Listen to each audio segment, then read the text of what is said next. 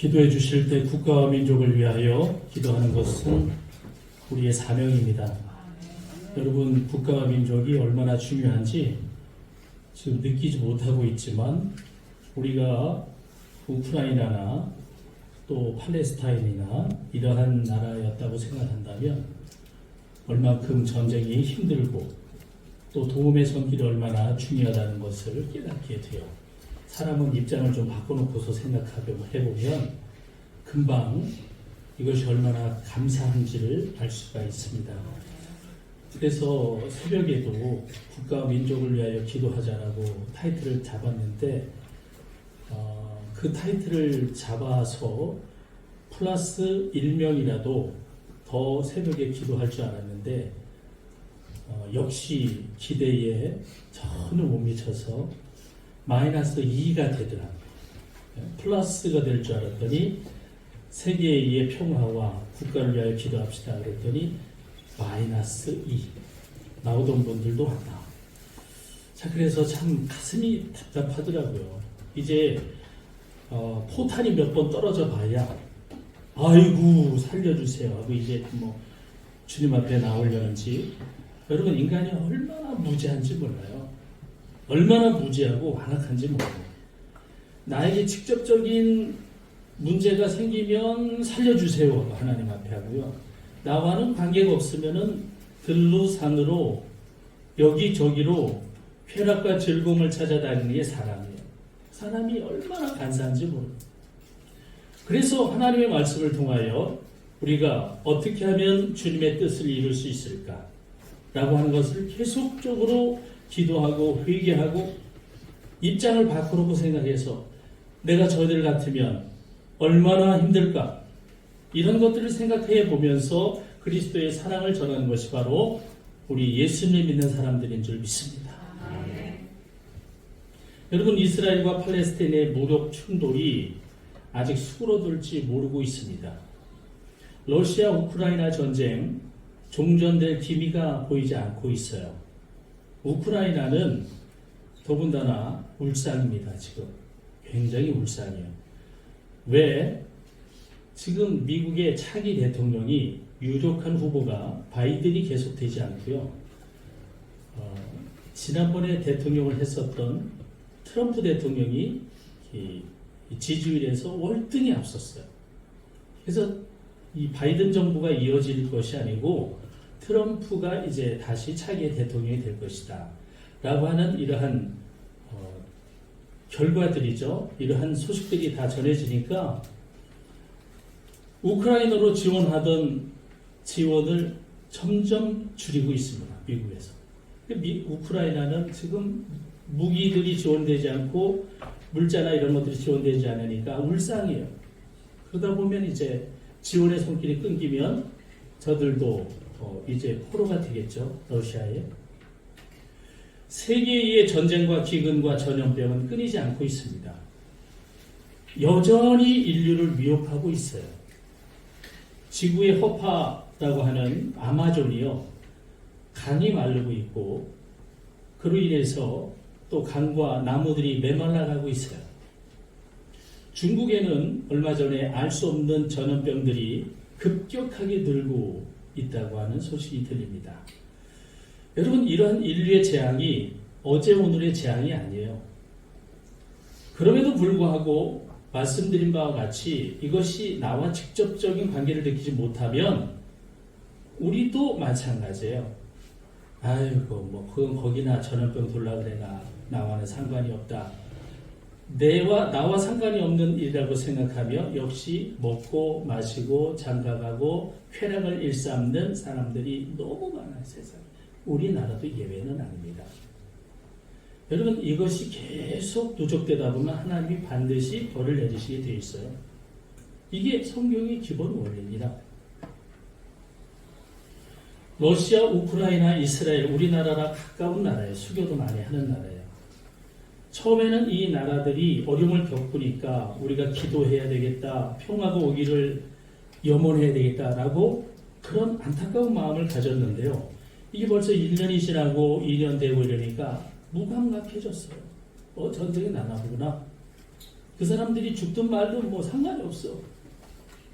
여러분, 사람은 이렇게 무감각하고요. 시간이 지나면 참 알 수 없는 존재예요. 누군가 어려움 당하면요. 처음에는 놀라워요. 안타까워합니다. 어떻게든 도와줘야지라고 하지만 시간이 지나면 무감각해요.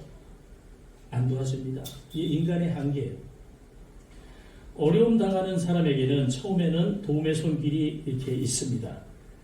그러다가 점점 시간이 흐르면서 도움의 손길도 끊어지게 돼 있어요. 도움을 주던 사람도 뭐라 그러냐면 이제 됐지 뭐 내가 언제까지나 먹여 살려야 돼. 나도 살기 어려워. 라고 하면서 이제 도움을 끊어요. 이게 타락한 인간의 본성이에요. 그럼 그동안 도왔던 게 기쁨일까요? 그렇지 않습니다. 인간은 사랑하는 존재가 아니고요. 인간은 의지적인 존재의 사랑이 이건 될 수가 없어요.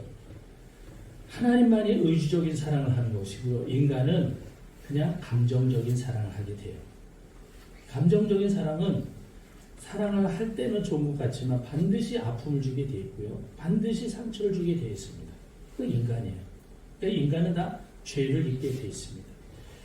타락한 인간의 본성이에요. 결국은 어려움 당하는 사람들은 스스로 어려움을 극복해야 돼요. 도움의 손길이 다 끊깁니다.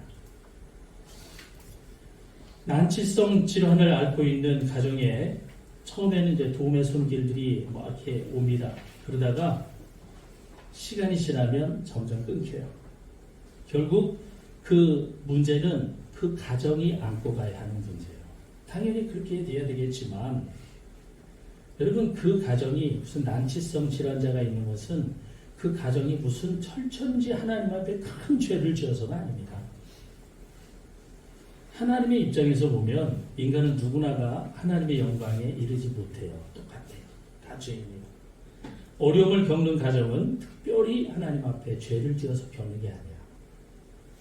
어찌 보면 선하게 살아갔던 사람의 가정에서 더 어려움이 오는 경우가 더 많을 수도 있어요.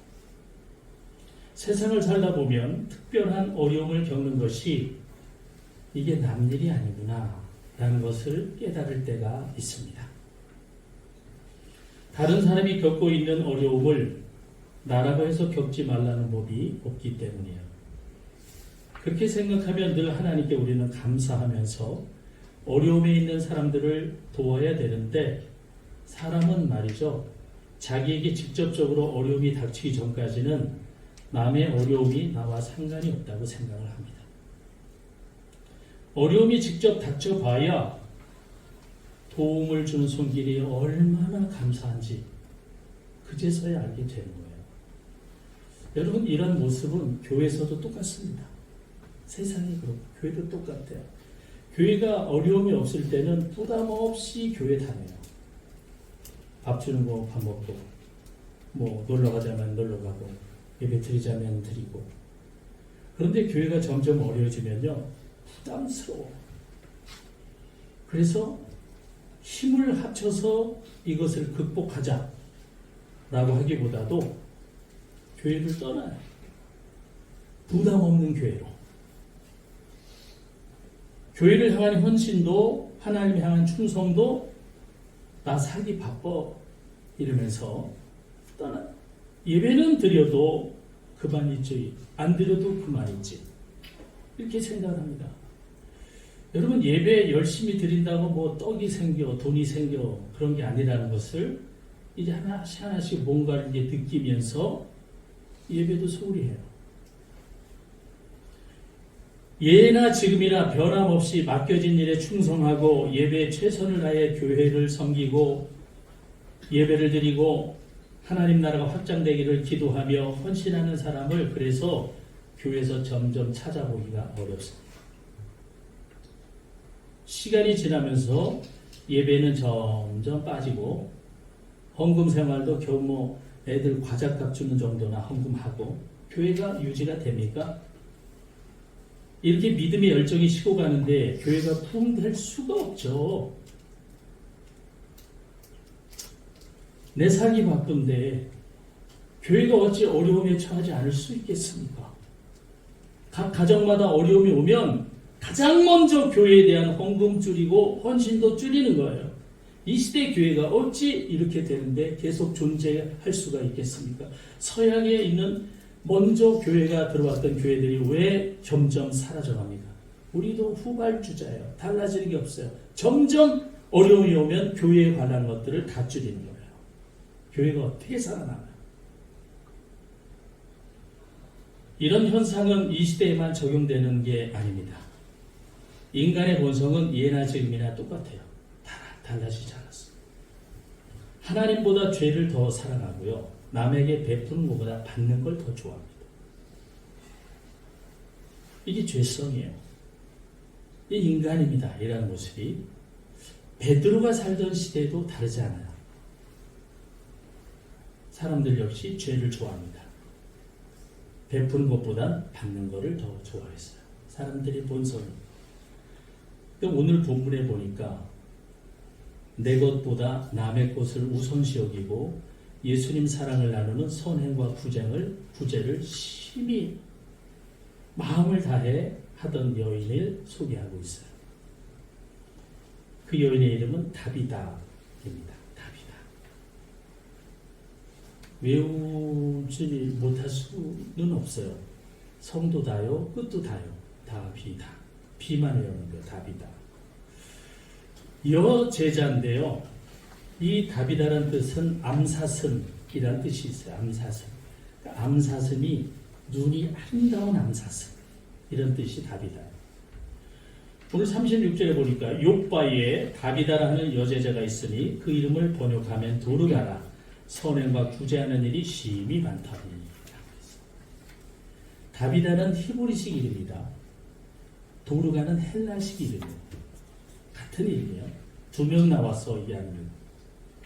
도르가는 아름다운 눈을 가진 영양 암사슴이란 뜻인데 이름처럼 정말 행실이 아름다워요. 여기 여제자라고 성경이 소개하고 있는데요. 특별히 예수님의 제자였다라는 말이 없어요. 성경이. 그러면 베드로의 제자인가? 역시 베드로의 제자라고도 기록하지 않아요. 이런 것으로 볼 때 무슨 제자일까? 예수님 말씀대로 행하며 산 여인이었기 때문에 그냥 예수님의 말씀대로 사는 예수님의 여사제였구나 라는 것을 알 수가 있어요. 그녀가 살던 곳은 성경에서 어디라고 기억해요? 욥바. 오빠가 아니고 욥바예요. 욥바. 욥바는 항구 도시입니다. 항구 도시인데 지금의 어디냐면 이스라엘의 국제 수도 텔아비브 있는데요. 가자 지구 위에. 여러분 그 팔레스틴이 되게 중요한 거예요. 지금 이런 게 나오는 게. 이 지역은 지금은 야빠라고 부르는데 해안 지역이기 때문에 가자 지구 팔레스틴 바로 위에요. 여러분 텔아비브는 지금 이스라엘 땅인데 국제적으로 이스라엘의 수도입니다. 근데 이스라엘의 자체적인 수도는 예루살렘이에요. 국제적으로는 예루살렘을 수도로 인정하지 않아요. 전 세계에서 텔아비브를 수도로 인정합니다. 그런데 오늘 38절에 보면 가까운 도시가 욥바에서 또 있는데 그 도시 이름을 루따라 그래요. 루따. 루따는 오늘 본문 앞절에 보면 베드로가 8년 동안 중풍병을 앓고 있는 사람을 고쳐준 곳이 바로 이 루따라고 하는 지역이에요. 구약에서는 루따를 어떻게 부르냐면 로드라고 불러요. 로드. 인명으로 부를 때는 아브라함의 조카 롯 할 때도 로드 이렇게 불러요. ROTH니까 로드. 루따는 욥바 항구에서 동남쪽으로 18km 정도 떨어진 곳이기 때문에 거긴 팔레스틴 지역이에요. 가자 지역이에요. 그 지역은 루따라는 지역은. 여러분 이 팔레스틴 가자 지구는 삼손이 블레셋 여인을 사랑해서 블레셋으로 가서 블레셋 여인을 사랑하고 결혼하고 그랬던 곳이 바로 팔레스틴 지역이에요. 그게 블레셋이니까 팔레스틴. 또 신약에서는 빌립 집사가 전도 여행을 예루살렘에서 떠나요. 전도 여행을 떠나다가 에디오피아 내시를 딱 만나요. 에디오피아 내시를 만나서 내가 지금 읽고 있는 성경이 이 책이 있는데 여기서 나오는 사람이 누군지 모르겠어 라고 했는데 그 에디오피아 내시가 막 물어보는데 빌립 집사가 가다가 전도를 하다가 딱 만난 거예요. 그러면서 내가 물어볼 것이 있는데 혹시 아세요? 빌립 집사, 그분이 예수님입니다. 얘기를 해요. 그랬더니 그렇습니까? 하고 내려서 내가 세례를 받기를 원합니다. 그랬더니 마침 그곳에 물이 있어. 그래서 빌립 집사가 그 에디오피아 내시에게 세례를 준 곳이 바로 지금 가자 지구예요. 그쪽 팔레스타인 지역은 성경적으로 매우 중요한 지역이에요. 그런데 이 지역에 살던 도르가가 구제와 선행을 열심히 하다가 병들어 죽습니다. 성경은 간단하죠. 병들어 죽었습니다. 병들어 죽었습니다. 8글자인데요. 여러분, 병들어서 죽을 때 아무리 난치성 질병이라도 병들자마자 바로 죽진 않아요. 이 도르가가 병들었으면 아마 가족들이 그 병을 치료하다가 점점 병이 악화되어서 죽었을 거예요.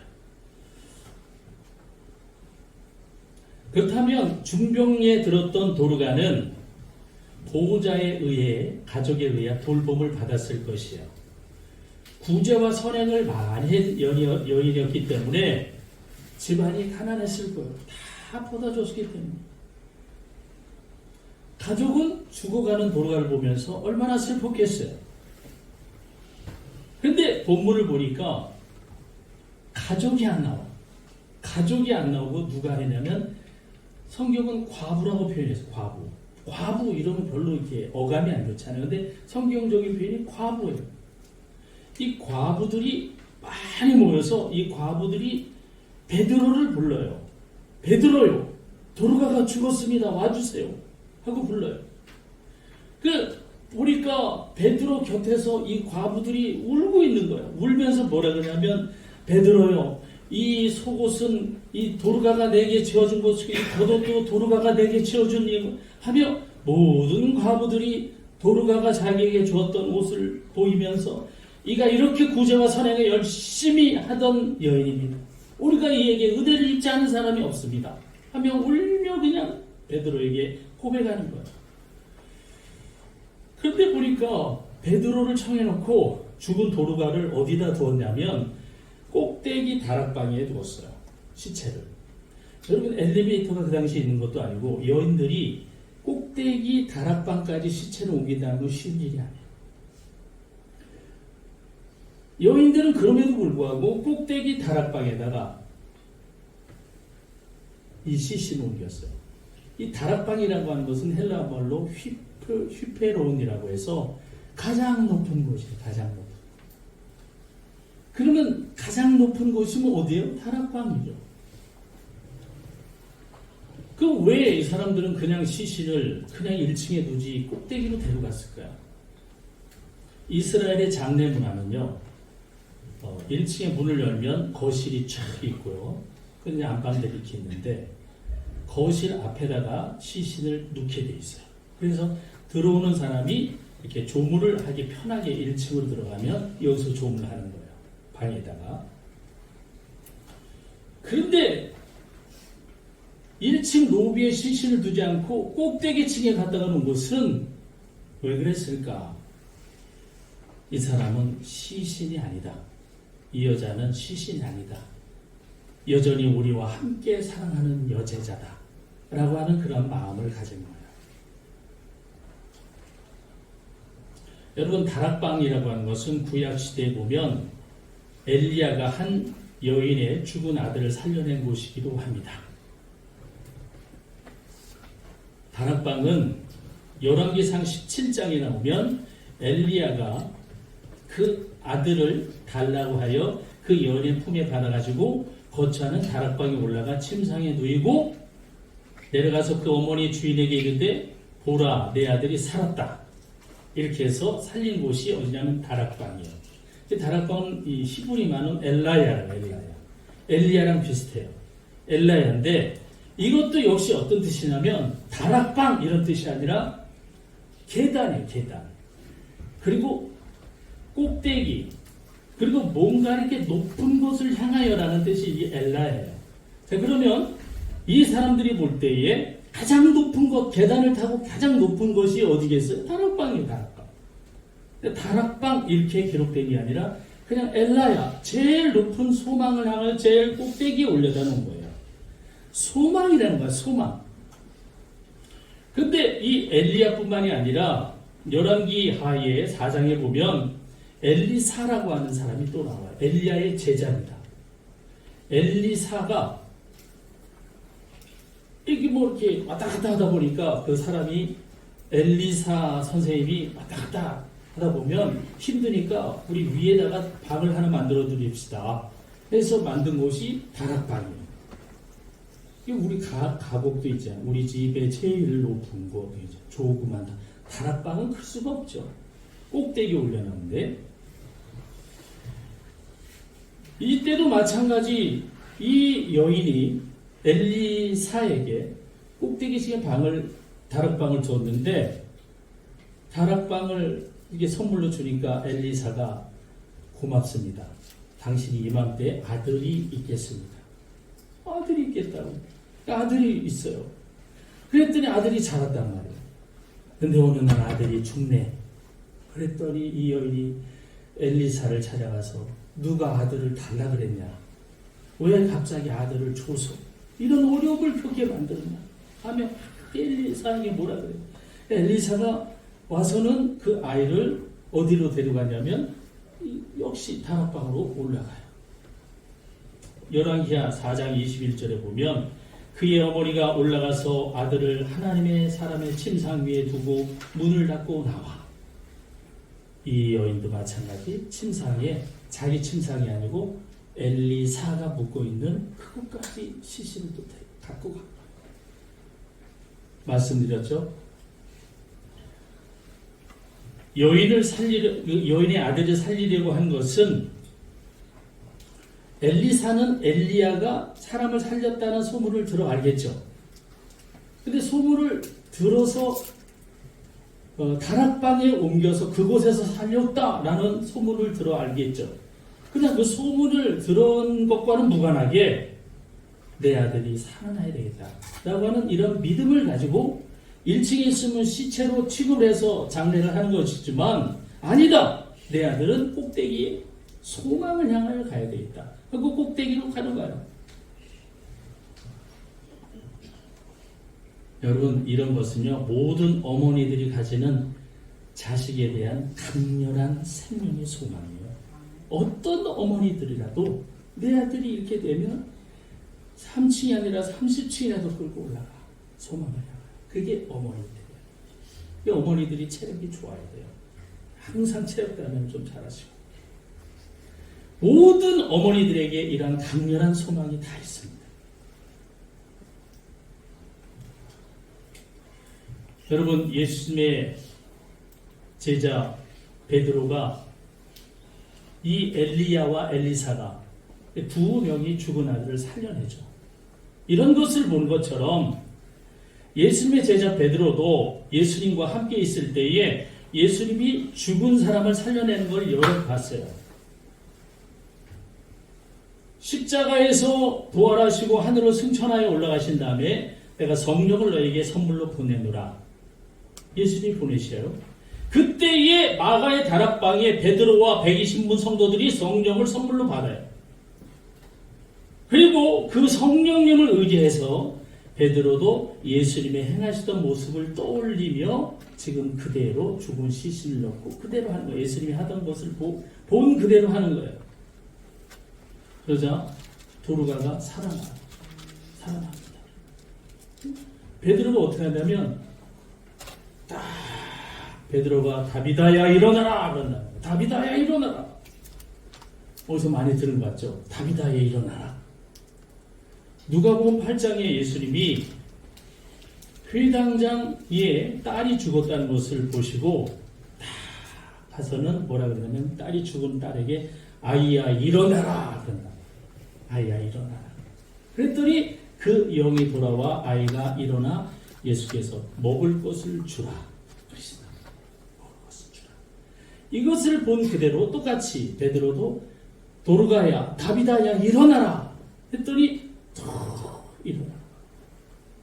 놀랍죠. 여러분, 그러면 베드로가 죽은 사람을 살렸으면 사람들이 베드로를 믿어야 돼요. 베드로를. 오, 신이시여, 신이시여.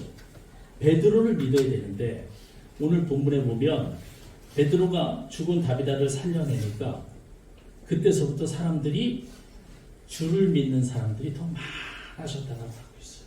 예수님을 믿었다는 거예요. 그것은 살아난 도르가가 그녀를 살려낸 그 베드로나 또는 예수님을 주님으로 믿고 따랐던 그 모든 사람들이나 똑같이 우리의 주님은 예수님입니다 라는 것을 모두가 다 알고 그 예수님을 전하고 있었기 때문에 가능한 거예요. 이 사건이 있은 다음에 베드로가 어디로 가냐면 요바에 있는 무두장이 시몬의 집에 여러 날 머물더라 라는 말씀으로 끝나요. 여러분, 요바는 항구이기 때문에 사람들이 오는 데에 올 수도 있지만 그곳에 이 무두장이가 살아요. 왜 거기에 사냐면 무두장이면 우리나라 조선시대 갓바치 같이 짐승의 가죽을 가지고 물건을 만드는 사람들이에요. 그래서 짐승의 가죽으로 약품 처리하고 소를 죽이고 막 그러는데 그 냄새가 약품과 냄새가 지독하기 때문에 물가에 살아요. 그 사람들이 무두장의 집에 절대 안 가죠. 왜? 부정하다고 여겼기 때문에.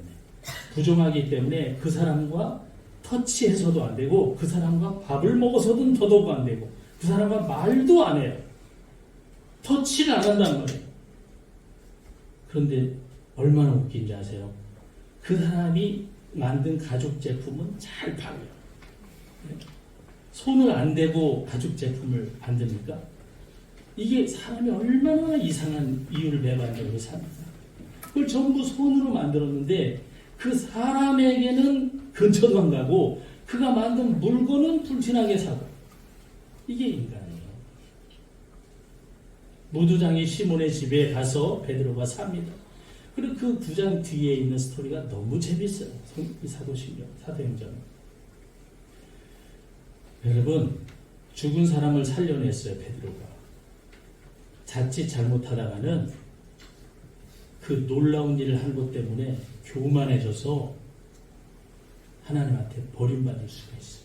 그래서 하나님이 야, 너는 저 무두장의 집에 가 있어 하고 아무도 가지 않는 그 부정한 곳에 집에 보내요. 왜? 하나님은 교만해져서 베드로가 지옥으로 떨어지기를 원치 않으셨기 때문에. 여러분, 우리를 하나님이 낮추신 것은 사랑해서 그러신 거예요. 사랑해서. 너 그렇게 잘 나가? 계속 잘 나가? 지옥으로 잘 나가? 결국은 지옥으로 가게 돼요. 브레이크를 주시지 않아요. 하나님, 마귀는 주신다는 게 있어요. 마귀는 브레이크가 없어요. 잘 나가잖아요. 계속 잘 나가다 지옥으로 그대로 가. 하나님은 브레이크를 주세요. 우리에게 고난도 주시고 절제해라 라고 하는 절제를 주신다. 그렇기 때문에 무두장의 집에 가 있어요. 이게 얼마나 큰 하나님의 사랑인지 몰라요. 겸손할 수 있기를 축복합니다. 아멘. 바울이 그랬어요. 내가 내 몸을 쳐서 복종한 것은 내가 남에게 전파한 후에 내 자신이 도리어 버림을 당할까 두려워하느라 그랬어요. 이게 바로 이 베드로와 똑같은 마음이에요. 내가 그렇게 놀라운 능력을 행하고 다녔지만 결국은 내가 교만해져서 내가 버림을 당하면 이게 무슨 의미가 있겠어요? 여러분, 이전에 교회를 내가 위해 충성했고 주님 위해 헌신했다고 자랑해야지 말아야 할 것은 바로 이런 이유입니다. 자랑하다가 곁길로 가요.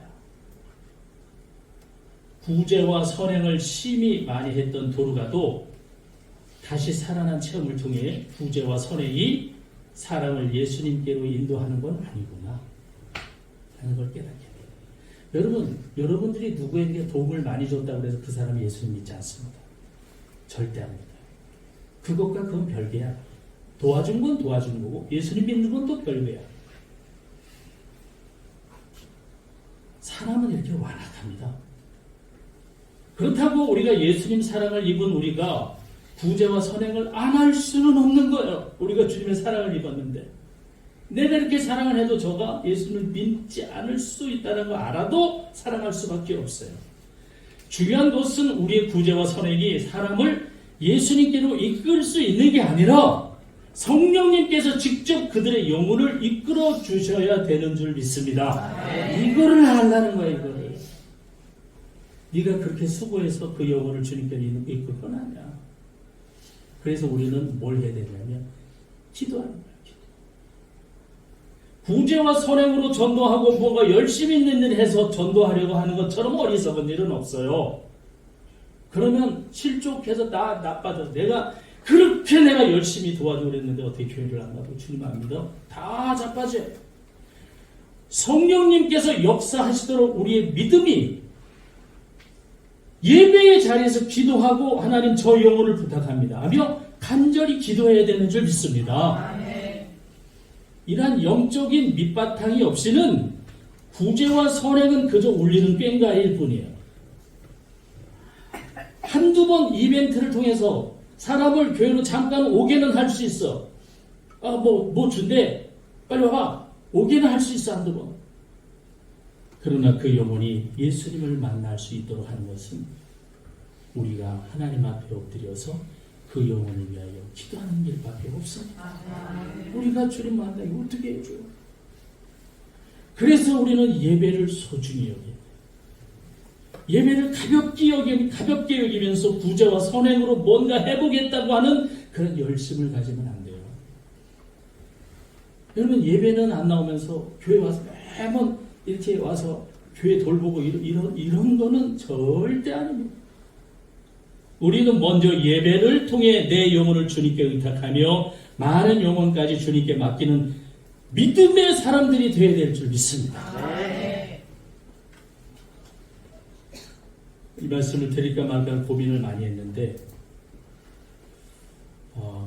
제가 이번에 목사님들 만나 뵈서 특별히 이제 선배 목사님들과 할 얘기가 있어서 선배 목사님 차를 타고 올 기회가 있었어요. 제네시스 G90, 제네시스 G80을 타고 왔어요. 제 옆에 딱 사장처럼 옆에 땀 하고 왔는데 차가 좋습니다. 은퇴하시기 전에 이 차를 사고 은퇴를 하시니까 좋겠어요. 야, 이거 내가 산 거 아니야. 그래요? 뭐 어떻게 된 거예요? 물어봤더니 나도 몰래 교인들이 이걸 빼놨어. 그래요. 나도 몰래 몇 개월 전부터 신청해놓고 장로님들이 모여서 기도했대. 우리 목사님이 이 차를 제발 좀 받기를. 나 이거 안 받아 라고 할까봐 몇 개월부터 계속 기도하다가 한 달여 남겨놓고 목사님 차를 계약했는데 한 달 후에 나옵니다. 이걸 꼭 받으십시오. 그랬더라는 거야. 그때 깜짝 놀라서 그러냐? 내가 왜 받냐고. 그랬더니 성도님들이 목사님 때문에 차를 못 사요. 차를 바꾸고 싶은데 목사님이 좋은 차를 타셔야 성도님들이 차를 바꾸지. 그래서 그 폐차할 차들도 그냥 못 바꾸고 있더라는 거예요. 목사님 꼭 차를 바꾸셔야 성도들이 차를 바꿔요. 목사님이 안 좋은 차를 타고 다니는데 어떻게 우리가 좋은 차를 타냐고. 못 바꾸고 있더라는 거. 사업을 해야 되는데 차도 바꿔야 되는데. 그래서 알았다고. 그리고 차를 G90, G80을 딱 뽑아서 그거를 타고 다니는데 그 차 나온 다음에 조금 있더니 어느 교회 집사님이 G90을 타고 왔더래. G90. 그러니까 G90은 완전 최신인데 그것도 몇 달 전에 예약을 해야 나온다는 거예요. 그러니까 이거를 예약해놓고 몇 달 후에 또 예약을 한 거예요. 그 목사님이 받으실 걸 대비해서 자기도 타야 되겠다고. 왜? 사업을 해야 되니까. 그런데 이렇게 가만히 보니까 차는 분명히 G90 더 크고 더 좋은데 뒤에는 G80으로 써 있더래. 저 80 아니냐 그랬더니 저 사람이 목사님보다 좋은 차를 타면은 마음에 이 어려움, 가책을 느끼기 때문에 G90을 띄고 G90, G80을 거기다 붙이고 다녀서 목사님이랑 똑같은 차를 타고 다닌다라고. 그렇게 타고 다니더래요. 그러면서 우리가 기름값이며 이런 것을 우리 장로님 3명이서 그것을 다 담당하겠습니다. 그랬더니 교인들이 화를 냈대요. 목사님이 니들만의 목사님이다. 교인들은 우리는 그럼 열중시하고 아무것도 안 하느냐. 니들은 그만하고 우리가 목사님을 모셔야 된다며 기름값이며 보험에 이거 다 우리가 책임지겠습니다 하고 교인들이 그랬더래요. 전 그 얘기를 딱 들으면서 그 목사님이 다시 보이는 거예요. 아, 저분이 저렇게 교인들에게 존중을 하고 있구나. 절대 그렇게 하라는 얘기는 아니에요. 여러분, 이 시대에 그렇게 헌신하는 시대는 끝났어요. 옛날 시대는 그렇습니다. 요새는 영특합니다. 성도들이 절대 그렇게 안 해요. 마지막 세대인 것 같아요. 그렇게 섬기는 건. 그러나 그러한 마음을 받았을 때 목회자는 성도들에게 어떤 사랑을 할까요? 정말 최선을 다하여 생명을 내놓을까지 열심히 할 거예요. 하나님의 입장에서 보면 그러한 마음을 가지고 헌신하는 교인들을 보면 하나님이 야, 참 너가 그 믿음이 좋다라고 주님께서는 반드시 그 믿음을 칭찬하실 거예요. 왜 이 말씀을 드리냐면 여러분, 교회가 계속하여 이 시대에 어려움이 있는 이 시대에도 교회가 계속하여 살아남아야 하는 것은 이러한 성도들의 믿음이 있어야 돼요. 믿음이 없다면 교회는 무너지고 맙니다. 이 세계와 민족과 국가를 위하여 기도해야 되는데 여러분, 이런 전쟁이 확산이 되면 우리나라도 반드시 이런 어려움이 올 때가 있어요. 교회에서 기도해야 됩니다. 그럼 물질이 중요한 것, 자동차가 중요한 것은 아니야. 중요한 것은 우리가 이러한 믿음을 가지고 주님의 교회를 세워나가고 이러한 마음으로 하나님의 뜻을 이루기 위한 성도들이 살아 숨쉬어 있는 이런 교회가 있어야 된다는 것입니다.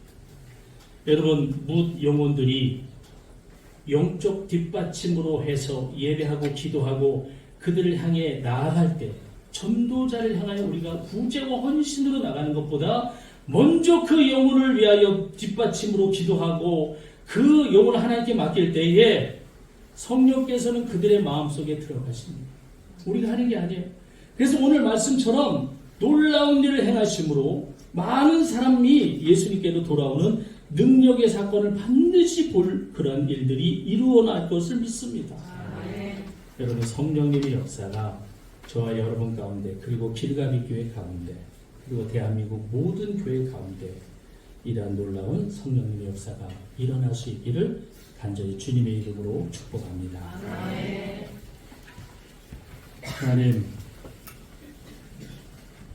세상은 날로 악해가고 하나님의 뜻보다 인간의 유익을 향하여 달려나가는 이 시대인데 자신을 헌신하며 주의 뜻을 이루려고 몸부림치며 그 믿음을 지키려고 하는 사람들이 있기 때문에 이 시대에 교회들이 세워져 가고 이어져 가는 줄 믿습니다. 우리는 과연 세우는 자입니까? 아니면 허무는 자입니까? 우리에게 맡겨주셨다면 내가 있는 곳은 허물어지는 것이 아니라 내가 있기 때문에 성령께서 함께 하심으로 우리가 간 곳곳마다 세울 수 있는 놀라운 믿음의 동역자들이 다 되도록 하나님의 사람들을 복주시고 저들의 믿음을 더하여 하나님의 뜻을 세우는 그러한 교회와 성도들이 되게끔 역사하시어 주시옵소서. 아멘. 우리 주 예수 그리스도 이름으로 감사하며 기도합니다. 아멘. 아멘.